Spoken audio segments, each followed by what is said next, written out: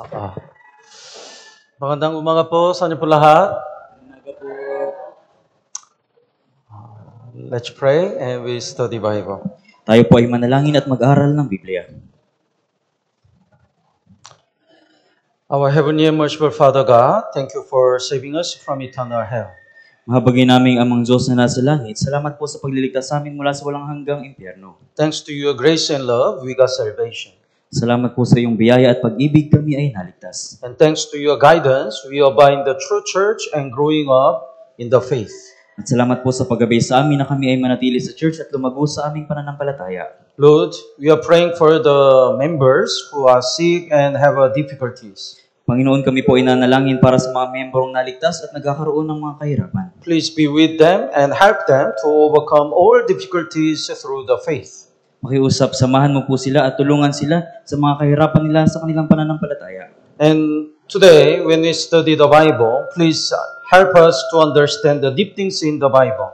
At sa araw na ito, pag-aaralan namin ng Biblia, kaya pakiusap, ipaalam mo po sa amin yung malalalim na bagay sa Biblia. And please give us the strength to live according to your will. At pagkalooban mo po kami ng kalakasan na mamuhay ng ayon sa iyong kalooban. We commit the rest of time in your mighty hands. We pray in the name of Jesus Christ. Ang lahat po ng oras ay pagkakatiwala namin sa iyong makapangyarihang kamay. Ito po ay aming dalangin sa pangalan ni Jesus. Amen. Amen. Let's open the Bible, Exodus chapter 3. Buksan po natin sa Biblia, Exodus chapter 3.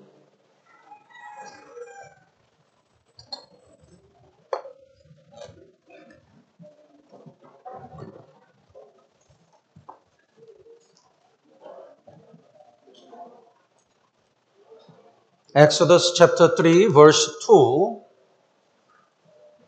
and 5. Exodus po chapter 3 sa verse 2 hanggang 5. Not hanggang, verse 2 and 5. Verse 2 po at verse 5. Verse 2, basahin po natin ng sabay-sabay. 3, 2, 1. Ang anghel ng Panginoon ay nagpakita sa kanya sa isang ningas ng apoy na mula sa gitna ng isang mababang punong kahoy. Siya ay nagmasid at ang punong kahoy ay nagliliyab, ngunit ito'y hindi nasusunog. And verse 5, let's read it together. 3, 2, 1. Kanyang sinabi, huwag kang lumapit dito, hubarin mo ang sandalya sa iyong mga paa, sapagkat ang dakong iyong kinatatayuan ay banal na lupa.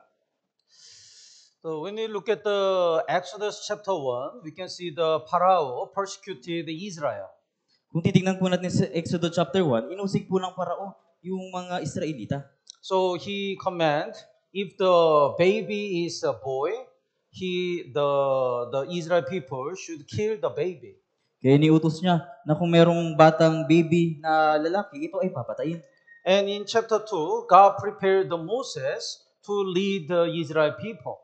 At sa chapter 2, inihanda ng Diyos si Moises upang pangunahan ang mga tao sa Israel. In chapter 3, God finally called Moses. At sa chapter 3, ganap ng tinawag ng Diyos si Moises. So, like this, we were living in this world as a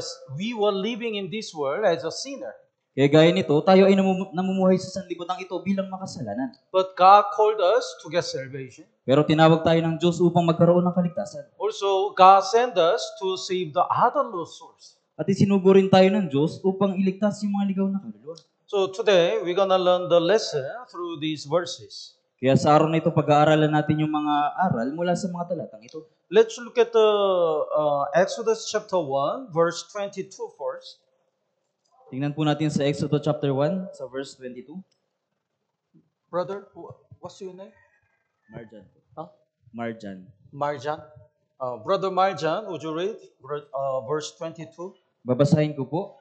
Verse 22, pagkatapos, siniutos ni Faraon sa kanyang buong bayan, itatapon ninyo sa ilog ang bawat lalaking ipanganak, ngunit bawat babae ay hayaan ninyong mabuhay. So, if the boy is born, they are supposed to cast him into the river. Kaya kung ang lalaki ay ipapanganak, siya itatapon sa ilog. So, it looks like a suffering and persecution. Kaya ito ay mukhang pagdurusa at pag-usig. It looks like a curse. Mukha itong sumpa. So, probably many Israel people complain to God. Why God allow us to suffer like this? Kaya naman maraming Israelita ay nagreklamo sa Diyos, bakit hinayaan ng Diyos na magdusa kami ng gaya nito? But that was actually a part of God's plan. Pero ito po ay parte ng plano ng Diyos. That was actually God's blessing. Ito po ay biyaya ng Diyos. Because God's plan is to bring the Israel people to land of Canaan. Dahil ang plano ng Diyos, dalhin yung mga Israelita sa lupain ng Kanaan. But while the Israel people stayed in Egypt, they really already comfort and stay there with a comfortable life. Pero nung yung mga Israelita ay nanatili doon sa Ehipto, sila ay naging komportable sa kanilang pamumuhay. That's why God gave them the suffering. Kaya ibinigay sa kanila ng Diyos ang pagdurusa. Through this suffering, their heart is to seeking the land of Canaan. It's changing. Kaya sa pamamagitan ng pagdurusang ito, magkakaroon sila ng puso na hanapin yung lupain ng Kanaan. And also, according to this persecution, the Jochebed sent Moses in the river. At ayon sa pagdurusang ito, si Jochebed, sinubo niya si Moises doon sa ilog.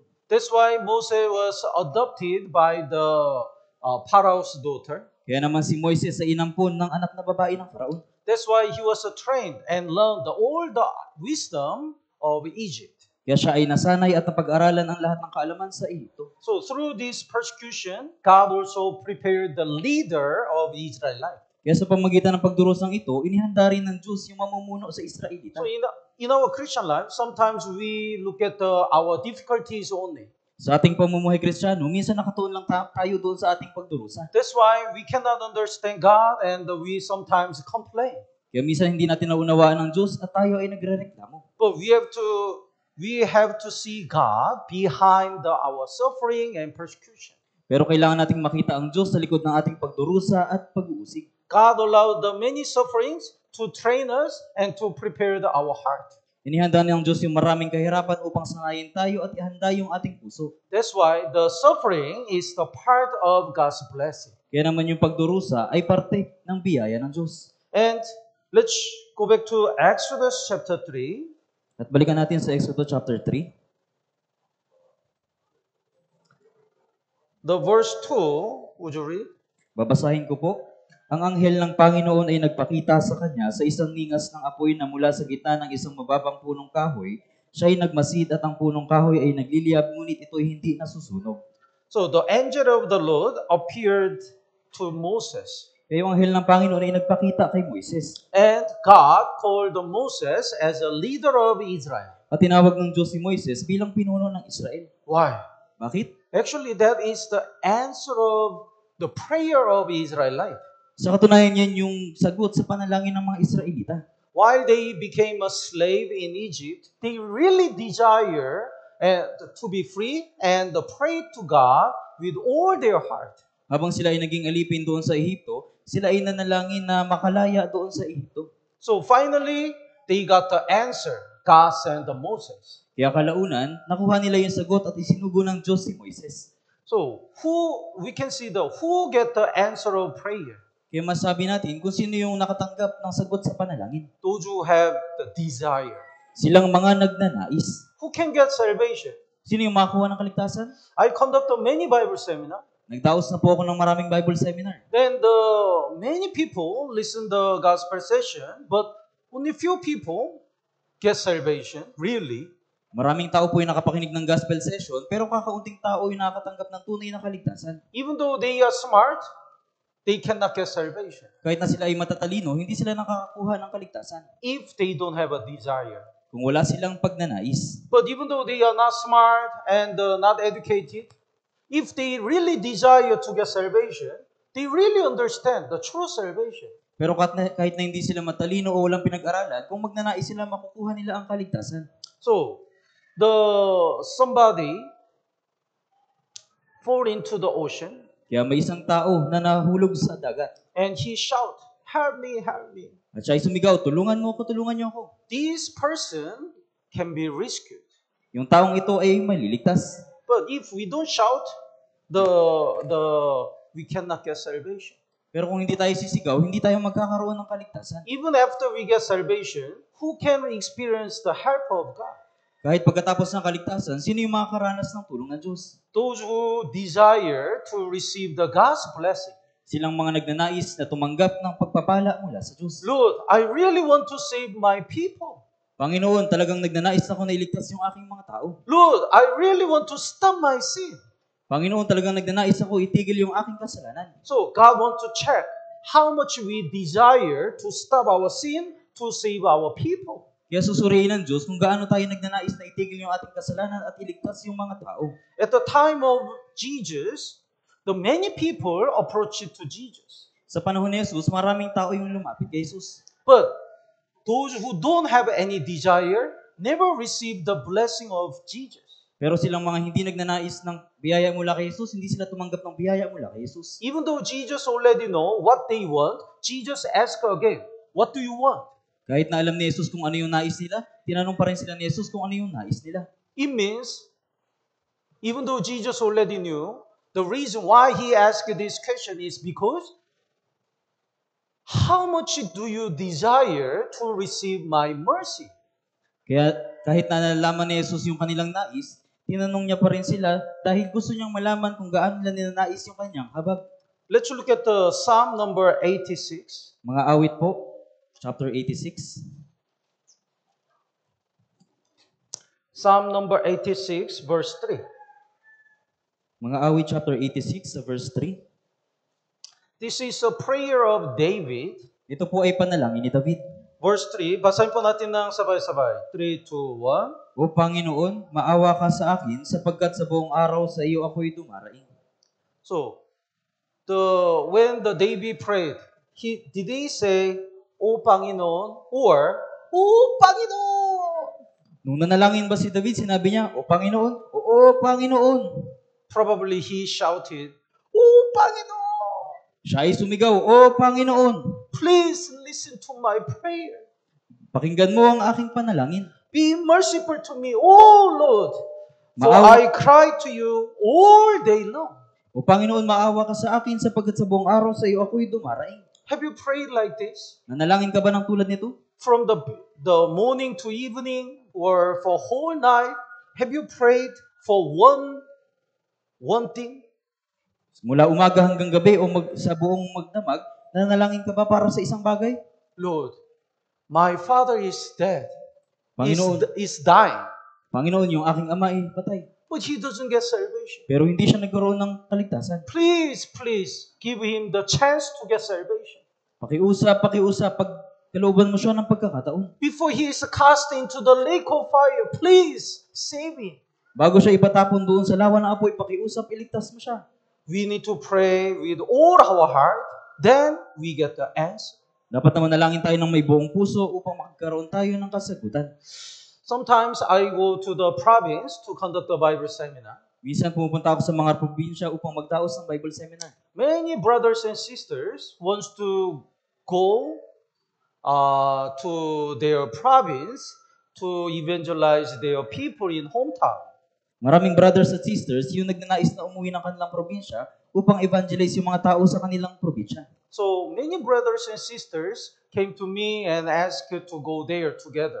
Kaya maraming brothers at sisters yung lumalapit sa akin at humihiling na pumunta sa kanilang probinsya. Then I just say, okay, let's pray. Then observe how much he desired. At sinasabi ko, sige, manalangin tayo at suriin natin kung gaano sila nagnanais. He's not ready to sacrifice. He doesn't pray. He doesn't care. Then he just say I want to go with our brethren to conduct a Bible seminar in my province. I don't. Hindi siya nanalangin, wala siyang pagnanais, wala siyang pakialam. Pagkatapos hihiling siya na pumunta sa kanyang probinsya upang mag-evangelize, pagkatapos hindi ako tumutugon. Then I don't go. At hindi ako pumupunta. But one sister really pray a lot and save the money and already visited to prepare the place. Then we can see her desire.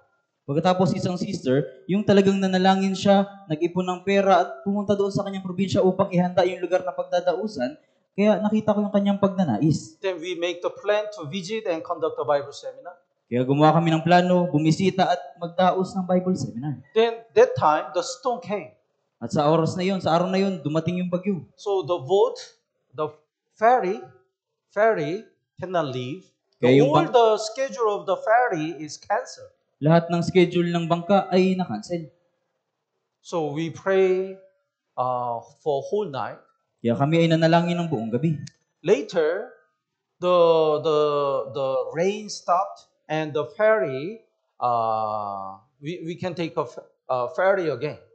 Pagkatapos yung ulan ay tumigil at muli kaming makakasakay ng bangka. Now, when we arrived there and conduct the Bible seminar, many people got salvation. At nung kami ay nakarating doon at magdaos ng Bible seminar, maraming tao yung nagkaroon ng kaligtasan. After Bible seminar, I heard her testimony. At pagkatapos ng Bible seminar, narinig ko yung kanyang patotoo. She said she decided to even swimming, even though there is a storm, to conduct a Bible seminar, at least the recorded Bible seminar by herself. Sinabi niya na handa siyang lumangoy para makapagdaos ng Bible seminar doon kahit na malakas yung ulan.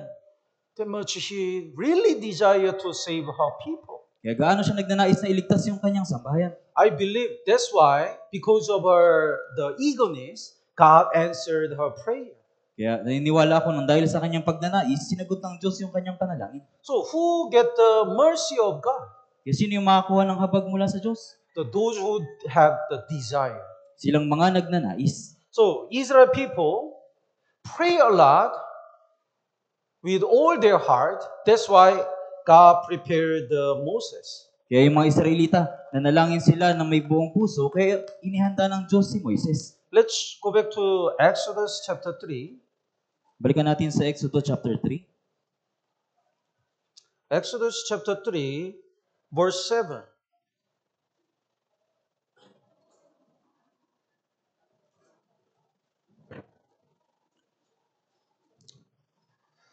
When we pray with all our heart, God listen like this. Kapag nanalangin tayo ng may buong puso, ganito nakikinig ang Diyos. Verse 7, and the Lord said, I have surely seen the oppression of my people who are in Egypt. So God saw Israel people. Sinabi ng Panginoon, aking nakita ang paghihirap ng aking bayan na nasa Ehipto, kaya nakita ng Panginoon yung mga Israelita. And have heard their cry because of their taskmasters, for I know their sorrow. So God listened their prayer, and God already knew their sorrow. Dahil sa mga umaapi, at aking narinig ang kanilang daing dahil sa mga umaapi sa kanila, talagang nalalaman ko ang kanilang pagdurusa, kaya pinakinggan ng Panginoon yung kanilang panalangin. And verse 8, so I have come down to deliver them out of the land of Egyptian. So God didn't just say in the heaven, God came down to Egypt. At sa verse 8, ako'y bumaba upang iligtas sila mula sa kamay ng mga Ehipsyo. Kaya yung Diyos hindi siya nanatili sa langit, kundi bumaba siya sa Ehipto upang iligtas sila. And finally, to bring them up from that land to the good and the last land. At upang sila'y dalhin sa isang mabuting lupain at malawak. So, when God listened to our prayer, when we pray to God with all our heart, God just simply listen. Kaya kung tayo ay mananalangin ng may buong... God doesn't simply listen only. Kaya kung tayo ay mananalangin ng may buong puso, ang Diyos hindi lamang siya nakikinig. God look at our situation. Tinitingnan ng Diyos yung ating kalagayan. And God incline ears to listen to our prayer. At ikinikiling ng Diyos yung kanyang pandinig upang pakinggan yung ating panalangin. God felt our sorrow. At nararamdaman, nakikita ng Diyos yung ating kaluluwa. And God came to us and help us. At bababa yung Diyos sa atin at tutulungan tayo. So with all His heart also, He helped us. Kaya ng kanyang buong puso, tinutulungan niya rin tayo. When God created the heavens and the earth, God just says the word. Nang likhain ng Diyos ang langit at ang lupa, ginawa niya ito sa pamamagitan ng kanyang salita. God just speak, let there be light. Then there is a light. Sinabi ng Diyos na magkaroon ng liwanag, kaya nagkaroon ng liwanag. But when God saved the sinners, God didn't just say the word. Pero nung iniligtas ng Diyos yung mga makasalanan, hindi niya ito ginawa lang sa pamamagitan lang ng salita. God really came to this world. Ang Diyos ay talagang pumarito sa sanlibutan. And Jesus listened to our prayer. At si Jesus ay nakinig sa ating panalangin. Jesus looked at the situation of sinners. Nakita ni Jesus yung kalagayan ng mga makasalanan. Jesus touched the sinners and hugged the sinners, kissed the sinners. Hinipo ni Jesus yung mga makasalanan, niyakap at hinalikan. And Jesus shed the blood and died on the cross to save sinners. At dumanak ang dugo ni Jesus upang iligtas ang mga makasalanan. So, Jesus didn't, He showed us His love not only by the word, but also by His sacrifice and everything He has.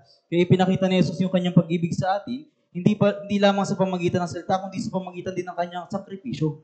Let's look at John chapter 3. Sa Juan po, chapter 3.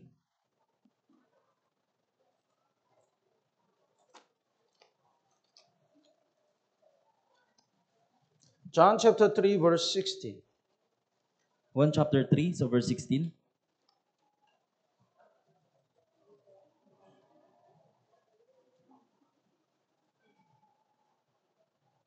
John chapter 3 verse 16. Would you read? Basahin ko po. Sapagkat gayon na lamang ang pag-ibig ng Diyos sa sanlibutan, na ibinigay niya ang kanyang tanging anak upang ang sinumang sa kanya sumampalataya ay huwag mapahama kundi magkaroon ng buhay na walang hanggan. The first part, God so loved the world. Sa unang part po, sapagkat gayon na lamang ang pag-ibig ng Diyos sa sanlibutan. Somebody asked to God, how much did you love us? May nagtanong sa Diyos, gaano mo kami minamahal? God will say, look at Jesus Christ who died on the cross. Sinabi ng Diyos, tingnan mo si Jesus na namatay doon sa krus. God just doesn't simply say, I love you. I love sinners. Hindi lamang sinabi ng Diyos na mahal kita, mahal ko yung mga makasalanan. He showed His great love by Jesus Christ. Really? Talagang ipinakita niya yung kanyang pag-ibig sa pamamagitan ni Hesus Kristo. So, if we really realize the love of God, we also have to love each other, not by only word. Kaya kung malaman natin yung tunay na pag-ibig ng Diyos para sa atin, dapat din natin ibigin yung brothers and sisters ng hindi lamang sa pamamagitan ng salita. Let's look at the 1 John chapter 3. Tingnan natin sa unang Juan chapter 3. 1 John chapter 3, verse 18. Unang Juan chapter 3, so verse 18.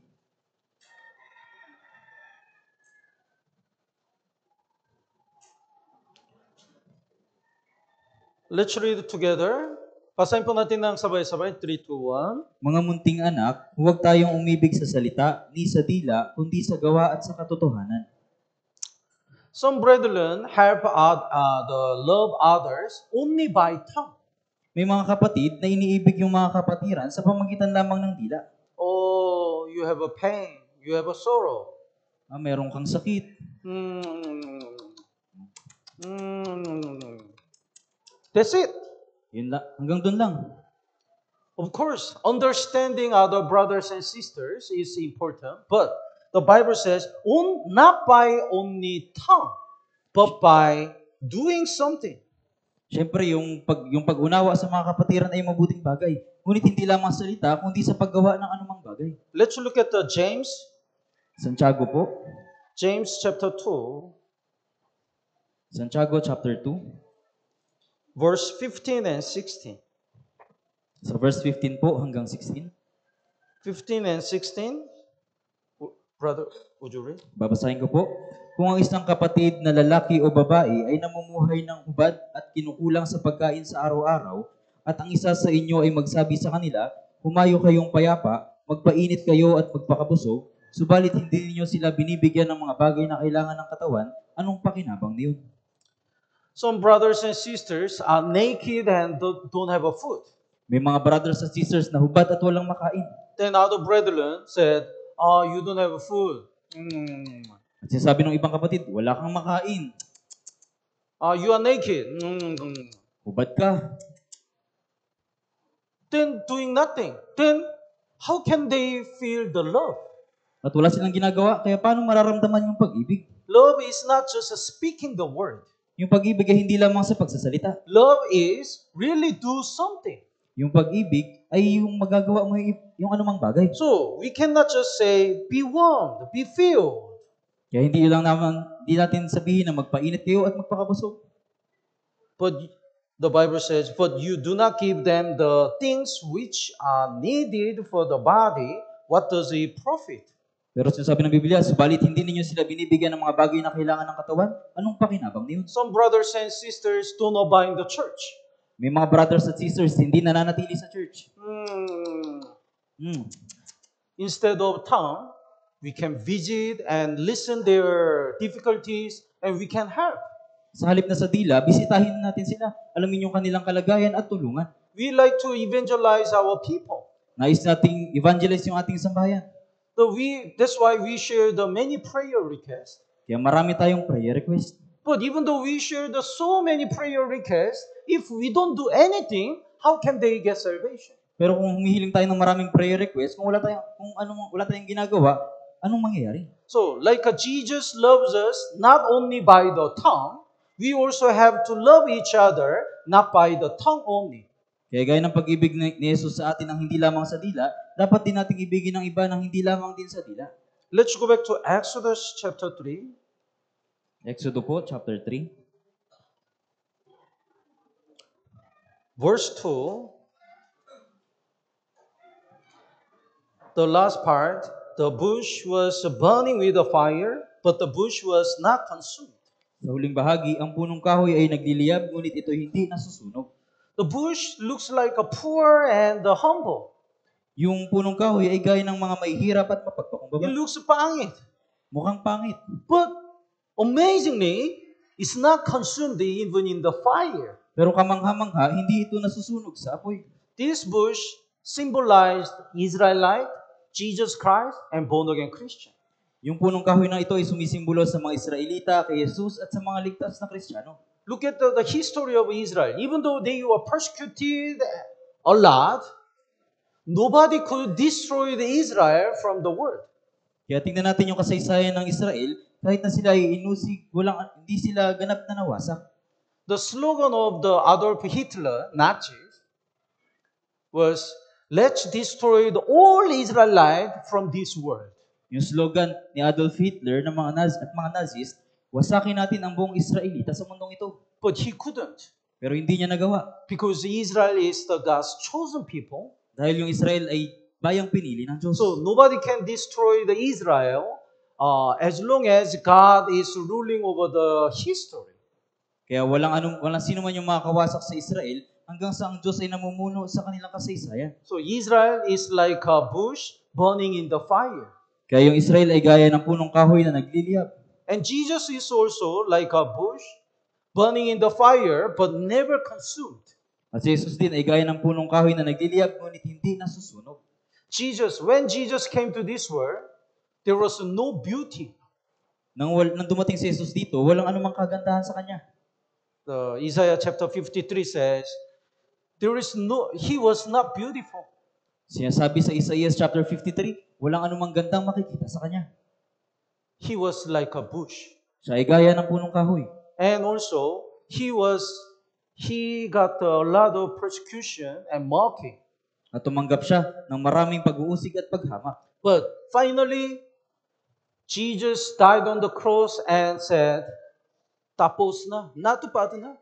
Pero sa kalaunan, si Jesus ay namatay doon sa krus at sinabi niya, natupad na. Even though he suffered a lot and was persecuted a lot, he achieved the will of God. Kahit na siya ay inusig ng matindi at nagdusa ng matindi, ginawa niya yung kalooban ng Diyos. That's why he said, I have overcome the world. Kaya sinabi niya, nataig ko ang sanlibutan. In the tabernacle, there is the most important part is the holy place. Sa tabernakulo, meron po dong mahalagang bahagi, yung banal na dako.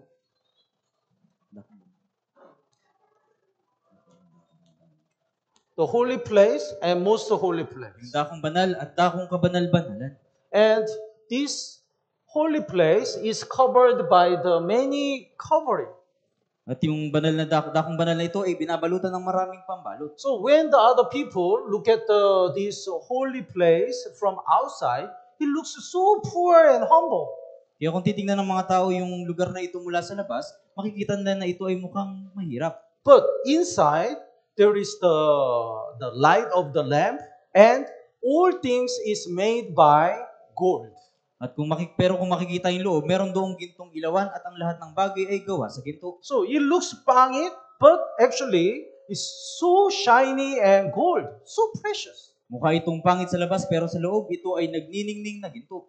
Jesus Christ, that's the symbol of Jesus Christ. Yan po ay kumakatawan kay Jesus. When He came to this world, nobody recognized Jesus as a Christ. Nang si Jesus ay pumarito sa libutan, walang nakakilala na siya ang Kristo. But actually, He is Jesus Christ, Messiah. Pero siya si Jesucristo na Mesiyas. Even though he looks poor, Kahit na mukha siyang mahirap, inside there was a God. sa loob, merong Diyos. Like this, even the Christian, born again Christian, is like that.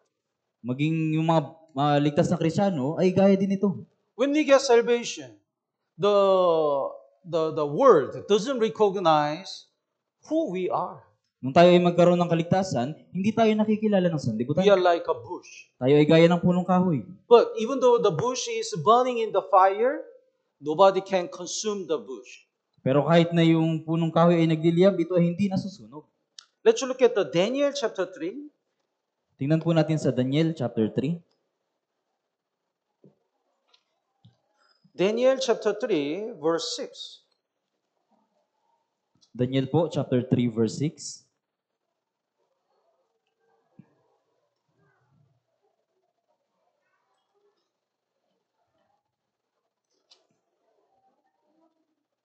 King Nebuchadnezzar persecuted the Daniel and his three friends. Si Haring Nebuchadnezzar, inusig niya si Daniel at yung kanyang tatlong kaibigan. He said to the three friends, if you don't bow down, kneel down to my idol, I'll cast you into the fire. Sinabi niya sa tatlong kaibigan ni Daniel, kung hindi ka sasamba sa aking Diyos-Diyosan, itatapon kayo sa apoy. The verse 6, would you read? Babasahin ko po, verse 6. Sino mang hindi magpatira pa at sumamba ay agad na ihagis sa gitna ng hurno na nagdiningas na apoy. But three friends didn't bow down. Pero yung tatlo niyang kaibigan ay hindi sumamba. That's why the King Nebuchadnezzar cast them into the fire. Kaya naman si Haring Nebuchadnezzar, ipinatapon sila doon sa nagdiningas na apoy. But the verse 24 and 25, would you read? Basahin ko po, verse 24. Kaya't ang haring si Nebuchadnezzar ay nagtaka at nagmamadaling tumindig, sinabi niya sa kanyang mga tagapayo, di ba tatlong nakagapos na lalaki ang ating inihagis sa apoy? Sila'y sumagot sa hari, totoo o hari. Siya'y sumagot, tingnan ninyo, ang nakikita ko ay 4 na lalaki na hindi nakagapos sa naglalakad sa gitna ng apoy at sila'y walang paso at ang anyo ng ika-4 ay gaya ng isang anak ng mga Diyos. So when the King Nebuchadnezzar looked at them in the fire, he really got amazed. Kaya nung makita ni Haring Nebuchadnezzar sila doon sa apoy, siya ay talagang namangha. Certainly they cast the 3 men, but there were 4 men. Noong una ay nagtapon sila ng 3 lalaki, pero kalaunan merong 4 na lalaki. He said, one man is like a son of God. At sinabi niya na isang lalaki ay gaya ng isang anak ng mga Diyos. So when the Daniel's 3 friends were persecuted, Jesus Christ was there with them. Kaya nung inuusig yung 3 kaibigan ni Daniel, si Jesus ay nakaroon kasama nila. We have to remember, even though we have many persecutions and the suffering, as long as we live for God, God always with us and protect us. Kaya dapat nating alalahanin na kung tayo ay dumaranas ng mga pagdurusa at pag-uusig, hanggang tayo ay nabubuhay para kay Kristo, si Jesus ay kasama natin. That's why born-again Christian is like a bush burning in the fire, but it's not consumed. Kaya naman, yung mga Kristiyanong naipanganak na muli ay gaya ng punong kahoy na nagliliyab, ngunit hindi nasusunog. Let's look at the Psalm number 37. Mga awit, chapter 37. Psalm number 37, verse 24. Mga awit, chapter 37, verse 24.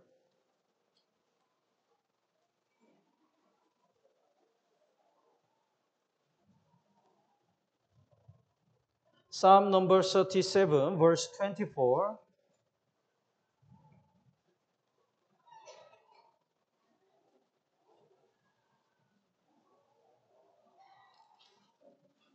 Basahin po natin ng sabay-sabay. 3, 2, 1. Bagaman siya'y mahulog, hindi siya lubos na mabubuwal, sapagkat ang Panginoon ang aalalay sa kanyang kamay. Yes. Sometimes we can fall down. Minsan tayo ay nahuhulog. Sometimes we are discouraged. Minsan tayo ay nandulumo. We evangelize so many people and we encourage them to join the Bible seminar again and again, but they always reject it. Nag-iimbita tayo ng maraming tao para makinig ng Bible seminar ng paulit-ulit, pero lagi nilang tinatanggihan. Then sometimes we think, I don't want to invite anymore. At iniisip natin minsan, ayoko nang mag-invite. We like to stop the sin, but always fail, then we are so disappointed to ourselves. At minsan gusto nating itigil yung kasalanan, Pero lagi tayong nabibinggo, kaya tayo ay nadidisappoint sa ating sarili. So sometimes we fall down, we are stumble. Kaya minsan tayo ay nahuhulog at natitisod. But Bible says, though he fall, he shall not be utterly cast down. Pero sinabi sa Biblia, bagaman siya ay mahulog, hindi siya lubos na mabubuwal. Because the Lord uphold him with his hand. Sapagkat ang Panginoon ang aalalay sa kanyang kamay. While Israel people stayed in the wilderness, God always protected them. Habang yung mga Israelita ay nanatili doon sa ilang, lagi silang pinoprotektahan ng Diyos. Do you know the tumbling door? Tumbling door?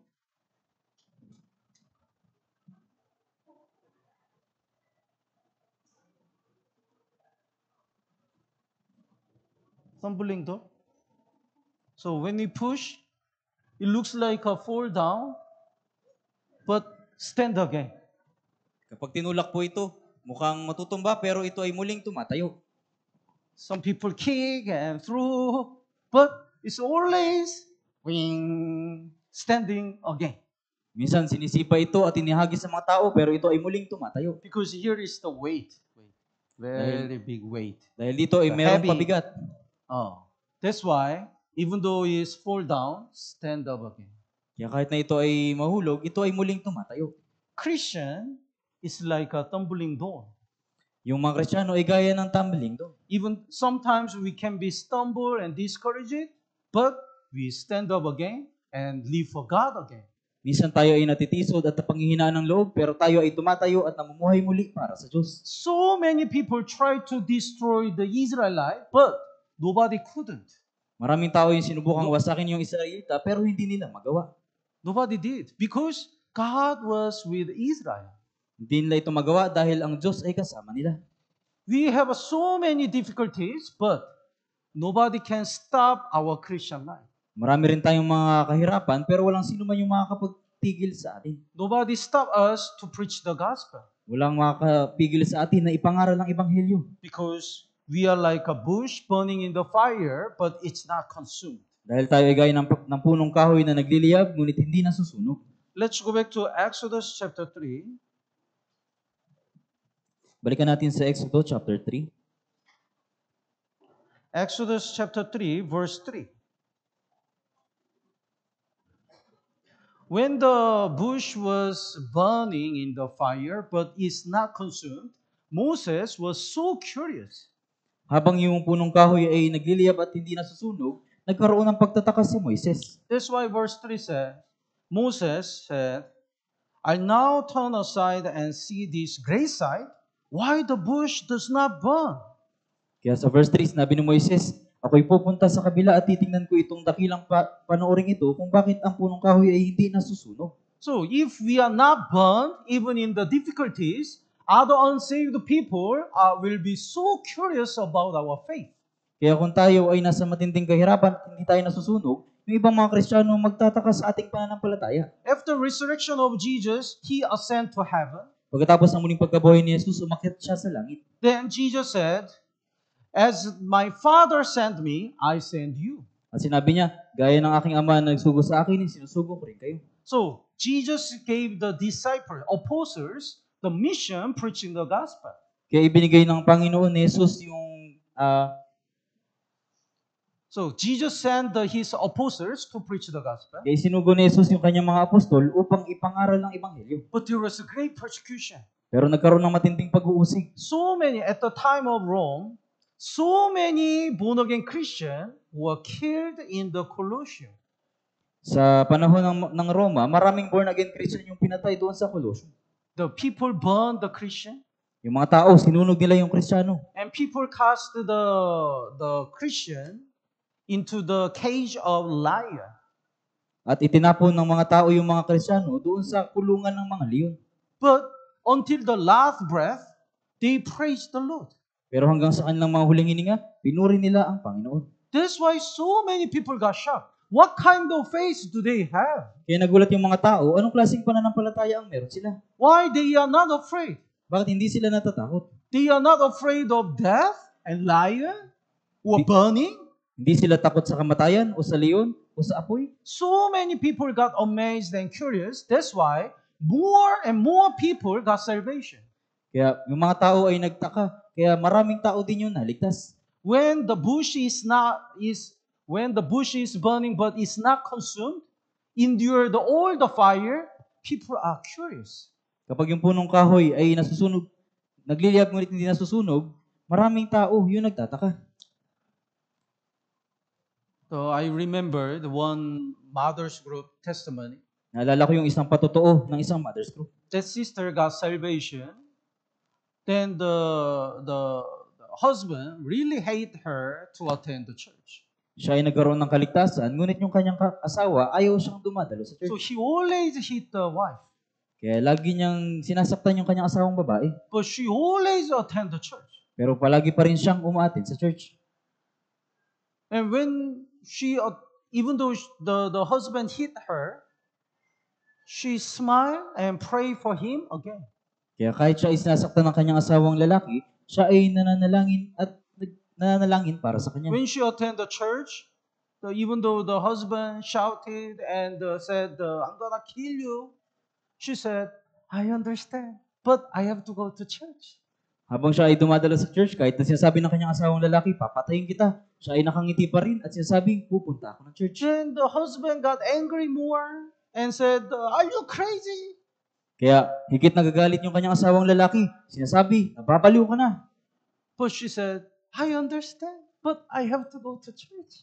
Pero sinasabi niya, naiintindihan kita pero kailangan kong pumunta ng church. If you get salvation, you will understand that.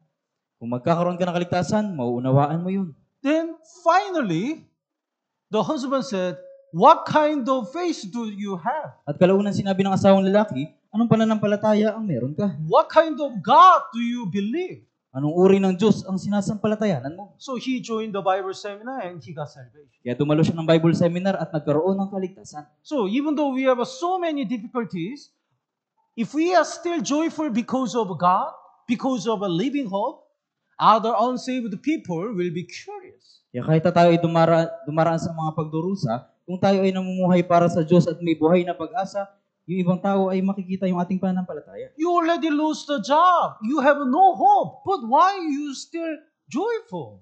Nawalan ka na ng trabaho at walang pag-asa, bakit masaya ka pa rin? Because I get salvation and I can go to heaven. Dahil ako ay naligtas at pupunta sa langit.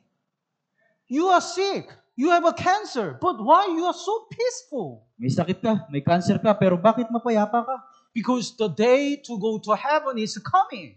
Dahil yung araw ng pagpunta sa langit ay malapit na. Then people want to know what kind of faith we have. Kaya nais malaman ng mga tao anong pananampalataya yung meron tayo. And the verse 4,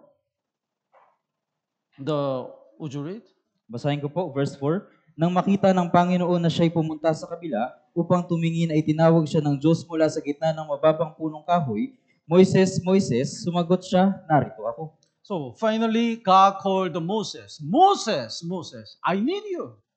Kaya kalaunan tinawag ng Diyos si Moises, Moises, Moises, kailangan kita. I want to use you. Nais kitang gamitin. But he rejected. Pero siya ay tumanggi. No, I can't. Hindi ko kaya. The verse 11. Basahin po natin ng sabay-sabay. 3, 2, 1. Sinabi ni Moises sa Diyos, sino ako upang pumaroon kay Faraon at upang ilabas sa Ehipto ang mga anak ni Israel? Who am I? Sino ako? I'm not worthy to lead the Israel people. Hindi ako karapat-dapat na pamunuan ng mga Israel. When we study the life of Moses, we can divide the three parts, the 40, 40, 40.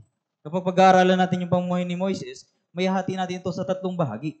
In the first 40 years of the Moses life, he was prince of Egypt. Sa unang 40 taon ni Moises, siya ay hari ng Ehipto.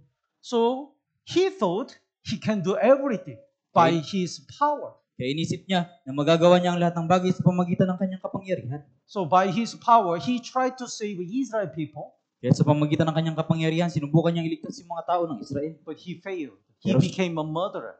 Pero siya ay nabigo at naging mamamatay tao. Then he was so depressed and stayed in the wilderness for 40 years. Kaya siya ay napanghinaan ng loob at nanatili sa ilang ng 40 taon. He was, that time, shepherd. Sa panahon yun, siya ay pastol. Then he realized he's a nobody. At napagtanto niya na wala siyang kabuluhan. So, when God called him at the 80 years old, he says, I'm nobody. I'm not worthy. Kaya nung tinawag siya ng Diyos nung siya ay nasa 80 edad, sinabi niya na wala akong kabuluhan.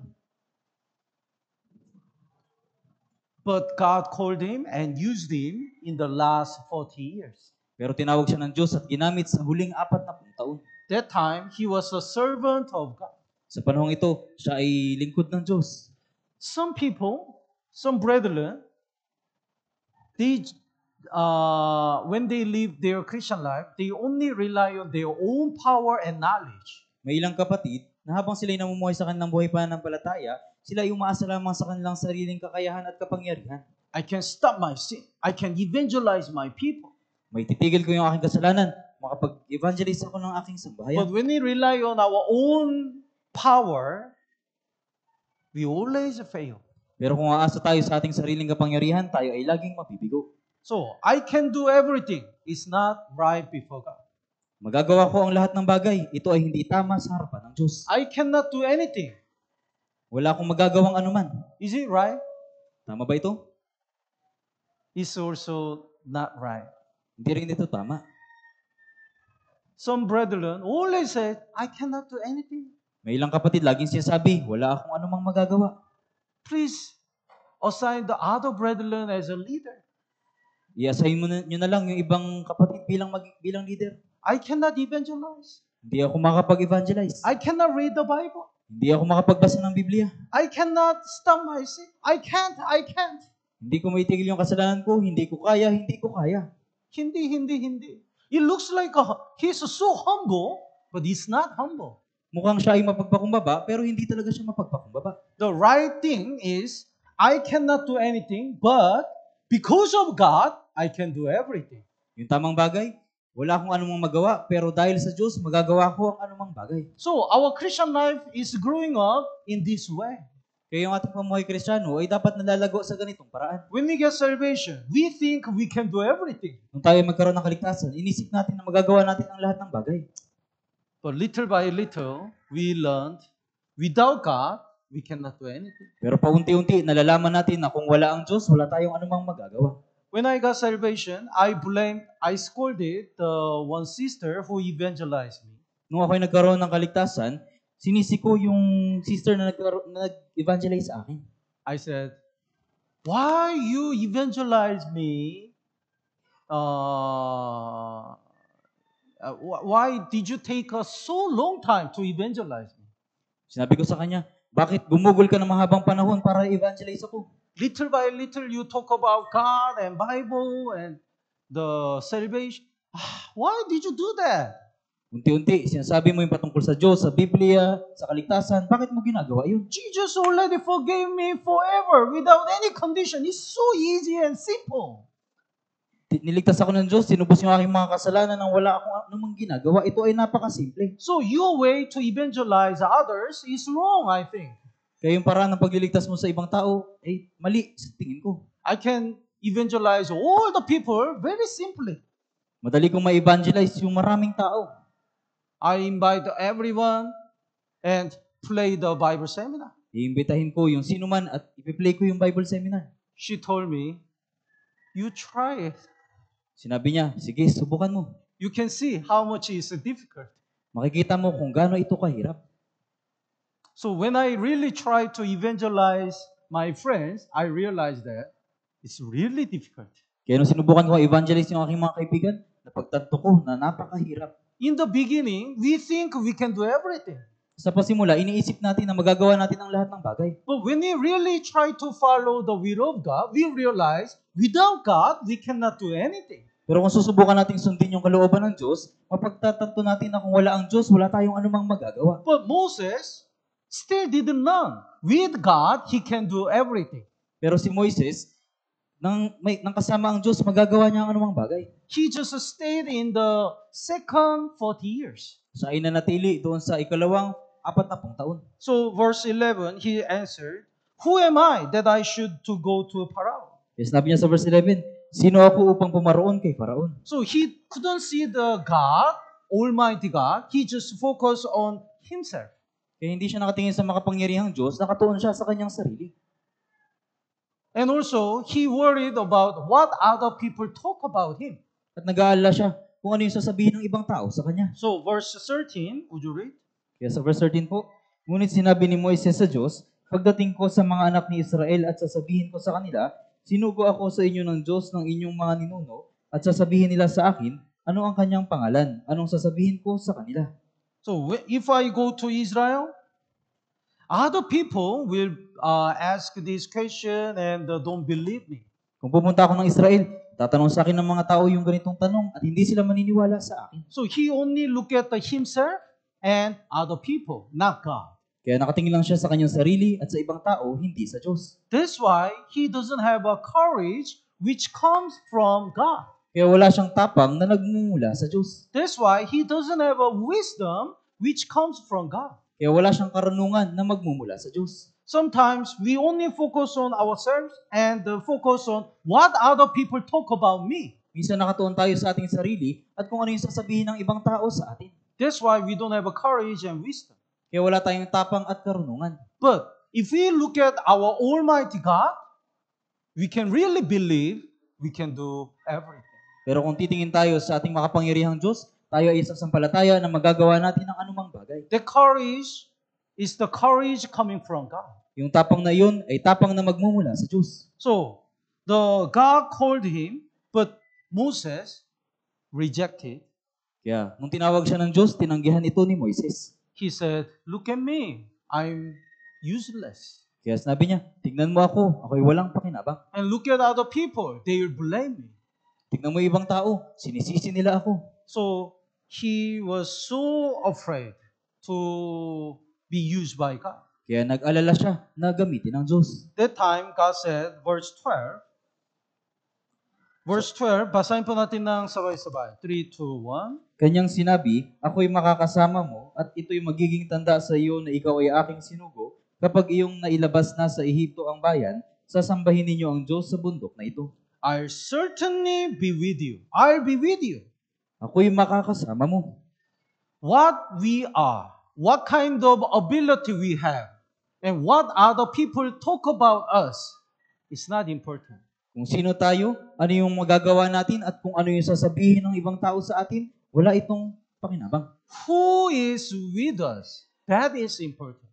Sino yung kasama natin? Yun yung mahalagang bagay. If God is with us and fight for us, what is not possible?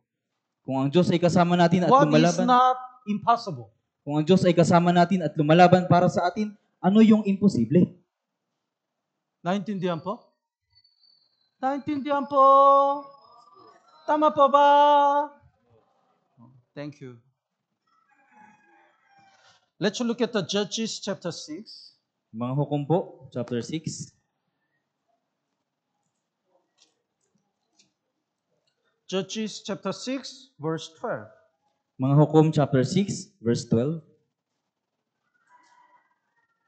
At the time, the Israel was persecuted a lot by the Midianites. Sa panahong ito, yung mga Israelita ay matinding inuusig ng mga Midianita. Then, the verse 12, in order to save the Israel people, God called the Gideon.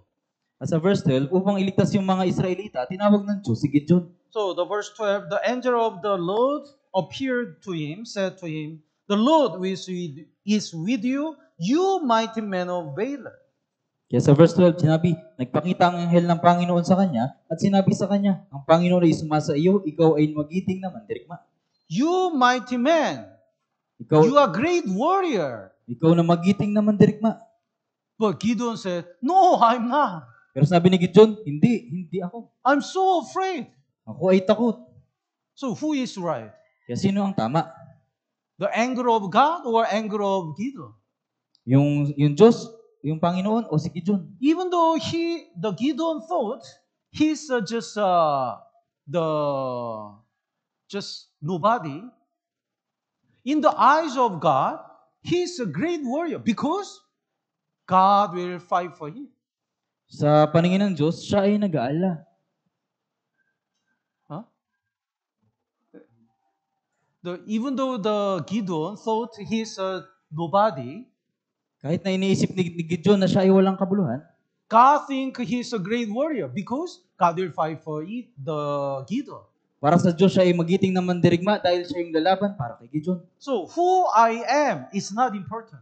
Kaya sino ako ay hindi mahalaga. What I can do is not important. Ano yung magagawa ko ay hindi mahalaga. As long as God is with us, we are great warrior. Hanggat sa ang Diyos ay kasama ko, tayo ay magiting na mandirigma. So the Gideon only focused on himself. Kaya si Gideon ay nakatuon lang sa kanyang sarili. Then God keeps saying, don't look at yourself, look at me. At laging sinasabi ng Diyos, huwag mong tingnan ang sarili mo, tumingin ka sa akin. Let's look at the Jeremiah chapter 1. Jeremias po, chapter 1. Jeremiah chapter 1, verse 5. Jeremias chapter 1, verse 5. When the Jeremiah was so young, God called him as a prophet. Nung si Jeremias ay bata pa, tinawag siya ng Diyos bilang propeta. Let's look at the verse 7 directly. The verse 7, verse 6. Pasahin po natin ng sabay-sabay. 3, 2, 1. Nang magkagayoy sinabi ko, Panginoong Diyos, tingnan mo, hindi ako marunong magsalita sapagkat ako'y kabataan pa. So, Jeremiah looked at himself only. Kaya si Jeremias, tumingin lamang siya sa kanyang sarili. Oh, Lord God, I Ah, cannot speak, so it means I don't have any ability, Panginoong Diyos, hindi ako marunong magsalita. Ibig sabihin, wala akong kakayahan. and I'm a youth. I'm so young. He looked at himself. At ako ay kabataan, napakabata ko pa. Siya ay nakatingin sa kanyang sarili. But verse 7 and 8, pasahin po natin ng sabay-sabay. 3, 2, 1. Ngunit sinabi sa akin ng Panginoon, huwag mong sabihin ako'y isang kabataan, sapagkat saan man kita suguin ay paroroon ka. At anumang iutos ko sa iyo ay sasabihin mo. Huwag kang matakot sa kanila, sapagkat ako'y kasama mo na magliligtas sa iyo, sabi ng Panginoon. Yes. Don't say I'm youth. Huwag mong sabihin ako'y kabataan. Another word, don't look at yourself. Sa ibang salita, huwag kang tumingin sa sarili mo. I'll be with you and I'll work with you. Sasamahan kita at kikilos ako sa iyo. Then what do you afraid? Kaya anong ikinakatakot mo? So if God is with us and with our church, we are not afraid of anything. Kaya kung ang Diyos ay kasama natin at nasa ating iglesia, wala tayong anumang katatakutan. So let's go back to Exodus chapter 3. Balikan natin sa Exodus chapter 3. Exodus chapter 3, verse 14. God introduced himself. God said to Moses, I'm who I am. Ipinakilala ng Diyos yung kanyang sarili. Sinabi niya kay Moses, ako ay ang ako nga. It means I'm a creator. Ibig sabihin, ako yung tagapaglikha. Even before the creation, from the beginning, I was there. I'm present.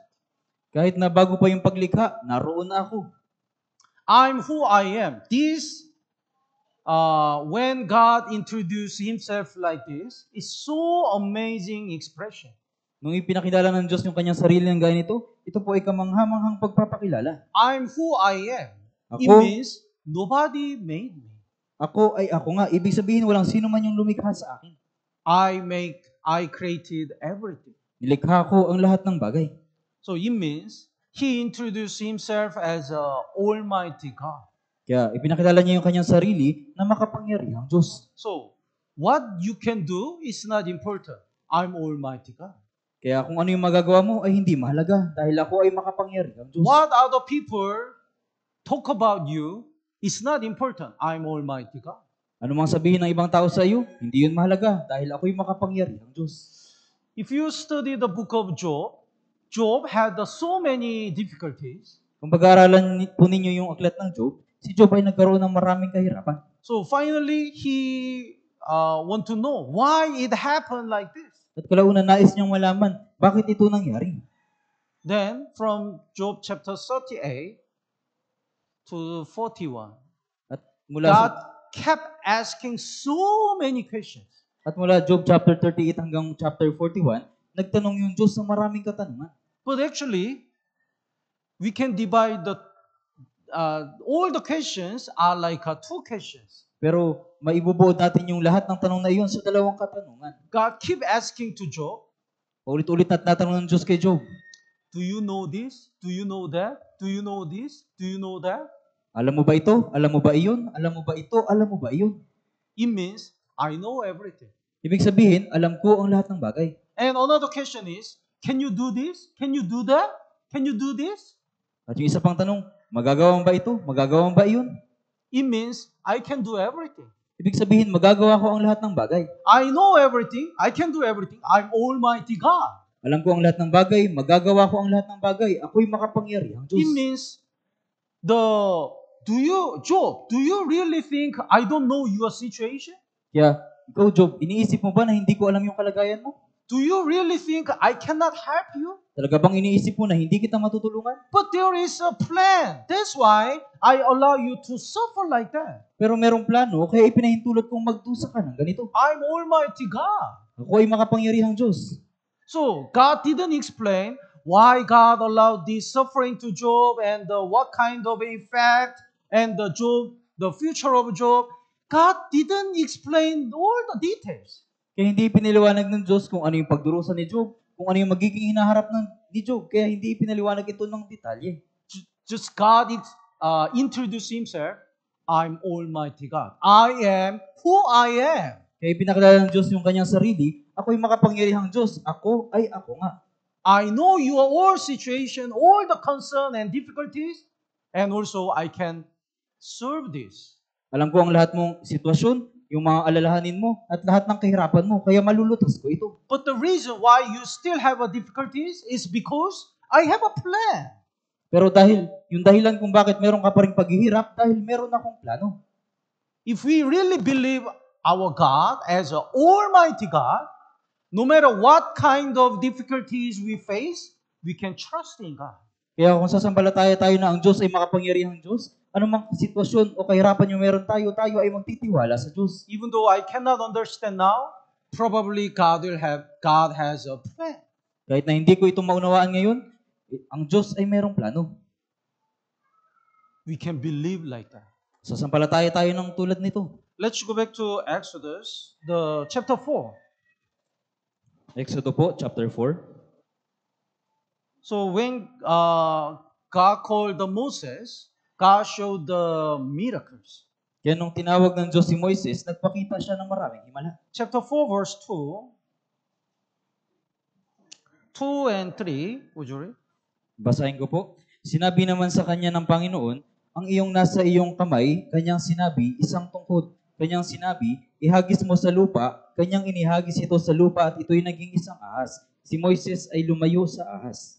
And verse 4, basahin po natin ng sabay-sabay. 3, 2, 1. Sinabi ng Panginoon kay Moises, iunat mo ang iyong kamay at hawakan mo sa buntot. Kanyang iniunat ang kanyang kamay, kanyang hinawakan at naging isang tungkod sa kanyang kamay. So there is the rod of Moses. Kaya meron pong tungkod si Moises. This is just a simple stick.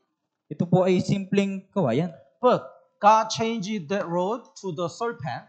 Pero binago ng Diyos yung tungkod at naging ahas. Through this miracle, God showed that He can do everything. Sa pamamagitan ng himalang ito, ipinakita ng Diyos na magagawa niya ang anumang bagay. And when the Moses hold the tail, it becomes a rod again. At nung hinawakan ni Moises yung buntot, ito ay muling naging tungkod. Actually, Israel is the rod of God. They are God's chosen people to achieve the God's will. Sa katunayan, yung mga Israelita ay tungkod ng Diyos, sila ay pinili ng Diyos upang isakatuparan yung kalooban ng Diyos. But they are still staying in the Egypt. They are in the hands of Pharaoh. Pero sila ay nanatili doon sa Ehipto, sila ay nasa kamay ng Faraon. So it means they just like become like a serpent. Kaya sila ay naging gaya ng mga ahas. But like Moses, when he hold the rod, it becomes the rod. When he hold the tail of the serpent, it becomes a rod again. When God called the Israel people will be used by God again as a rod of God. Pero gaya ng paghawak ni Moises doon sa buntot ng ahas at naging tungkod ulit, ganun din tinawag muli ng Diyos yung mga Israelita upang muling maging tungkod ng Diyos. So, like this miracle, we were sinners. Gaya ng himalang ito, tayo ay makasalanan. And in the world, we follow the worldly desire before getting salvation. At sa mundong ito, sinusunod natin yung mga makamundong pagnanasa bago yung kaligtasan. But when God called us and saved us, we also become the rod of God. Pero nung tayo ay tinawag at niligtas ng Diyos, tayo rin ay naging tungkod ng Diyos. So let's look at the verse 2. Tingnan natin sa verse 2. The chapter 4, verse 2, God asked the Moses, "What is that in your hands?" He said, "A rod." Sinabi sa kanya ng Panginoon, ano yung nasa iyong kamay? Kanya sinabi, isang tungkod. But let's look at the verse 20.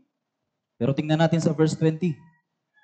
Basahin po natin ng sabay-sabay. 3, 2, 1. Kaya't isinama ni Moises ang kanyang asawa at ang kanyang mga anak, kanyang pinasakay sila sa isang asno at siya'y bumalik sa lupain ng Ehipto. Dinala ni Moises ang tungkod ng Diyos sa kanyang kamay. This road is the same road. Yung tungkod na ito ay iisang tungkod. When the Moses, the guide the sheep, he used this road.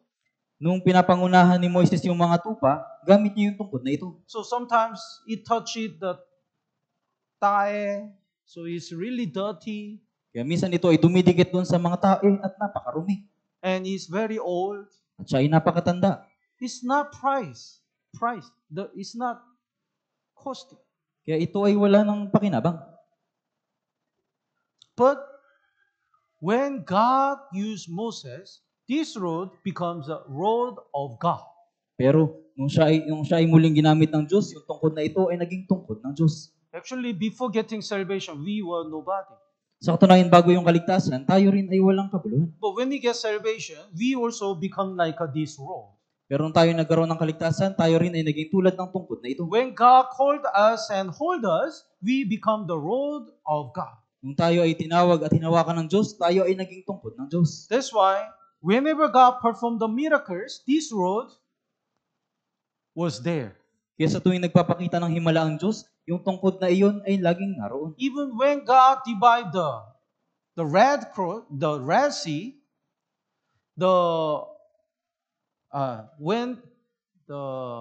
when the Moses stretched the road to the Red Sea, the Red Sea was divided. Kaya nung iniunat ni Moises yung tungkod doon sa dagat na pula, yung dagat na pula ay nahati. This road doesn't have any power. Yung tungkod na ito ay walang anumang kapangyarihan. But when God used it, it can perform so many miracles. Pero kung gagamitin ito ng Diyos, magpapakita ito ng maraming himala. We don't have a power. But when God holds us and uses us, we can also save the many losers and achieve the will of God.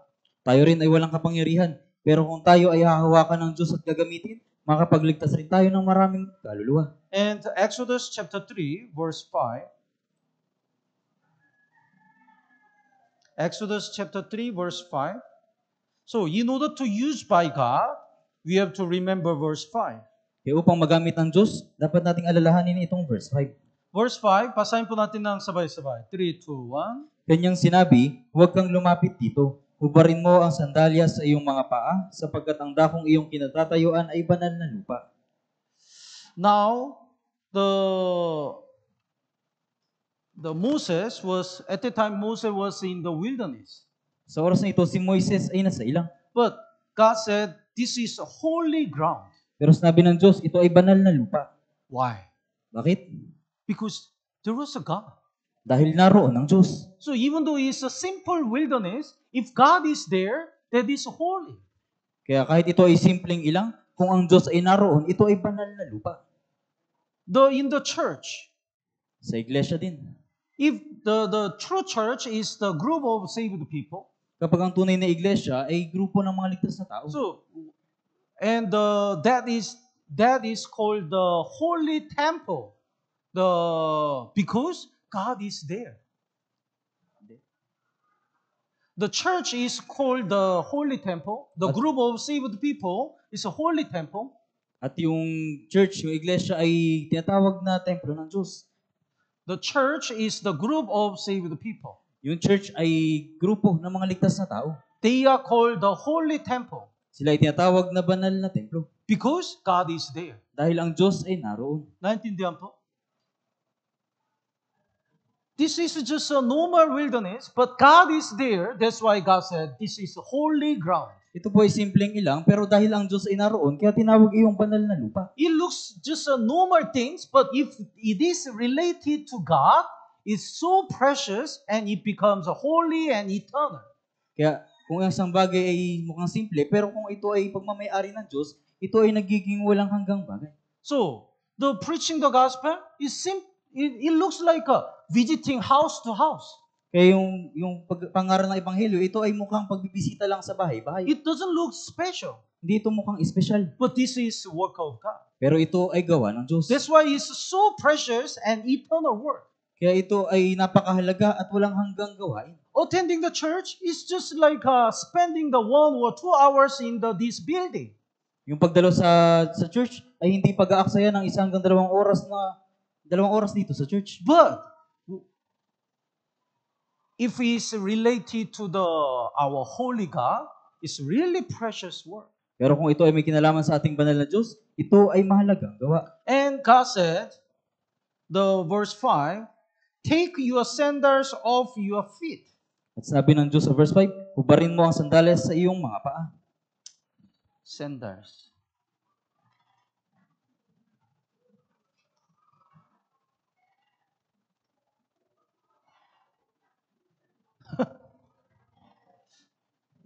Foot. And that time the sandal made by the skin of the animal. At sa panahon yun, yung mga sandalyas gawa sa balat ng hayop. And why God said, take off your sandal? Bakit sinabi ng Diyos, hubarin mo ang iyong sandalyas? Because sandal is dirty. Dahil yung sandalyas ay marumi. God will ask us, if you want to be used by God, stop your sin. Hihilingin din sa atin ng Diyos, kung nais mong gamitin ng Diyos, itigil mo ang iyong kasalanan. Take off your dirty sin from you. Alisin mo ang iyong maruming kasalanan sa iyo. And also, while the Moses wearing the sandal is really fit to his foot. At habang suot ni Moises yung kanyang sandalyas, ito ay sakto sa kanyang paa. Have you experienced when you wear the new shoes, sometimes our foot is hurt? Naranasan niyo po ba na kapag nagsusuot kayo ng mga bagong sapatos, yung paa natin ay nasasaktan? Because it's not the soft enough and it's not fit to our foot. Dahil ito ay hindi malambot at hindi sakto sa ating paa. So, while the Moses wear the sandal is already fit, it indicates his own thoughts and the lifestyle. Kaya yung pagsusuot ni Moises ng sandalyas na ayon sa kanya, ito ay nangangahulugan ng kanyang sariling kaisipan. Even though we get salvation, we have our former lifestyle. Kahit na tayo nagkaroon ng kaligtasan, meron pa rin tayong nakaraang pamumuhay. With this kind of lifestyle, if we insist that kind of lifestyle, we cannot be used by God. Kung ipipilit natin yung nakaraang pamumuhay, hindi tayo magagamit ng Diyos. Some brethren really speak the bad word, even though they get salvation. May mga kapatid na kahit na sila ay naligtas, nagsasalita pa rin ng masasamang salita. They keep insisting, it's me, I used to do that. Pinipilit nila na ganito ako, ganun yung nakasanayan ko. No, Hindi we po. have to change. Dapat tayong magbago. God says, take off your sandal. Sinabi ng Diyos, hubarin mo ang iyong sandalyas. Give up your lifestyle. Isuko mo ang iyong pamumuhay. Stop your sin. Itigil mo ang kasalanan mo. Otherwise, we cannot follow God. We cannot be used by God. Dahil kung hindi, tayo ay hindi magagamit ng Diyos. Let's look at the Colossians chapter 3. Tingnan natin sa Colossus chapter 3.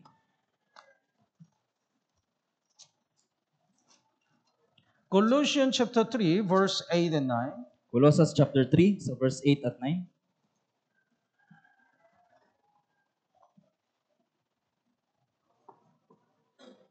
8.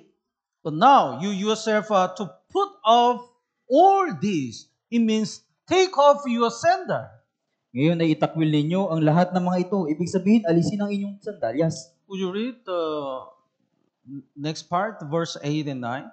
Basahin ko po. Galit, puot, masamang pag-iisip, pandalait at maruming pananalita mula sa inyong bibig. Verse 9. Huwag kayong magsinungaling sa isa't isa, yamang hinubad na ninyo ang dating pagkatao, pati ang mga gawa nito. Yes. Put off the old man. It means give up your former lifestyle before getting salvation. Hubarin ninyo ang dating pagkatao, ibig sabihin, talikuran ninyo ang inyong dating pamumuhay. When I get stressful, I always used to smoke a cigarette. I always used to drink. Pag ako ay nasistress, nagsisigarilyo ako at umiinom ng alak. God will say, if you want to be used by God, take off your old habit. Sabihin ng Diyos, kung gusto mo magamit ng Diyos, alisin mo ang iyong dating pamumuhay. Whenever my friends called me, we used to go to Sabong. Whenever my friends called me, we used to go to Sabong. Sa tuwing niyaya ako ng aking mga kaibigan, pumupunta kami ng Sabong. You know Sabong? Cockfight. They bet the money. Tumataya sila ng pera. I used to do that. Ganun yung nakasanayan ko. That was part of my life. Yun ay bahagi na ng buhay ko. No, it cannot be excuse. Hindi po ito magiging dahilan. God will say, take off your sandal. Sasabihin ng Diyos, hubarin mo ang iyong sandalyas. Stop your sin. Itigil mo ang kasalanan mo. Give up your former lifestyle. Itakwil mo ang iyong dating pamumuhay. When we get salvation, we are called as a new creation. Nung tayo nagkaroon ng kaligtasan, tayo ay naging bagong nilalang. Then we have to start a new life. Pagkatapos, dapat tayong magsimula sa bagong buhay. We have a new family, brothers and sisters. Meron tayong bagong pamilya, mga brothers at sisters. And we have a new goal, preaching the gospel. At meron tayong iisang layunin ng ipangaral ng Ebanghelyo. When Jesus died on the cross, did he redeem the only our sin or all people's sin? Nung si Jesus ba'y namatay doon sa krus, tinubos niya lang ba yung kasalanan natin o pati yung kasalanan ng lahat ng tao? Only our sin or all people? All people. Lahat ng tao. But still so many people don't know this. Pero napakarami pa ring tao ang hindi ito alam. So if we keep silent, nobody can get salvation. Kaya kung mananahimik tayo, walang sino man yung magkakaroon ng kaligtasan. If we just don't visit them and don't invite them, nobody can get salvation. Kung di natin sila bibisitahin at i-invite, hindi sila magkakaroon ng kaligtasan. If we don't have the desire, God will not move. God will not work in us. Kung hindi tayo magkakaroon ng pagdanais, hindi kikilos ang Diyos sa atin. Sayang. That's why God said, take off your sandals.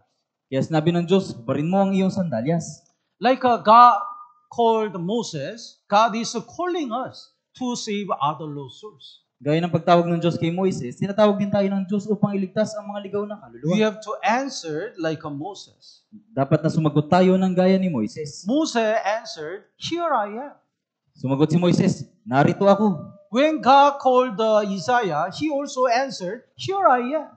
Nung tinawag din ng Diyos si Isaías, sinabi rin niya, narito ako. When God called Abraham, he also answered, here I am. Nung tinawag rin ng Diyos si Abraham, sinabi niya, narito ako. When God called the Apostle Paul, he also said, here I am. Nung tinawag rin ng Diyos si Apostol Pablo, sinabi rin niya, narito ako. We also have to answer, here I am. Dapat din nating isagot, narito ako. I'm ready to take off my sandals and want to follow you.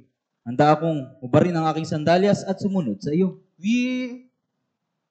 Our purpose, our goal is to be used by God and save more lost souls. Yung ating layunin ay magamit ng Diyos at magligtas sa maraming ligaw na kaluluwa. So today, we learn the lesson through the Exodus chapter 3.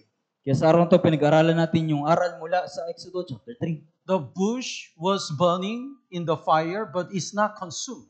Yung punong kahoy na nagliliyab ngunit hindi nasusunog. Like this, even though we have so many difficulties and the persecution, they never stop us preaching the gospel. Gaya nito, kahit na marami tayong kahirapan at pag-uusig, dapat na hindi ito maging hadlang na ipangaral ng Ebanghelyo. And as God called Moses, God also called us. At gaya ng pagtawag ng Diyos kay Moises, tinatawag rin tayo ng Diyos. Don't look at yourself. Huwag kang tumingin sa sarili mo. Don't look at other people. Huwag kang tumingin sa ibang tao. Let's look at only our Almighty God. Tingnan lang natin ang ating makapangyarihang Diyos. And we have to take off our sin and sandals.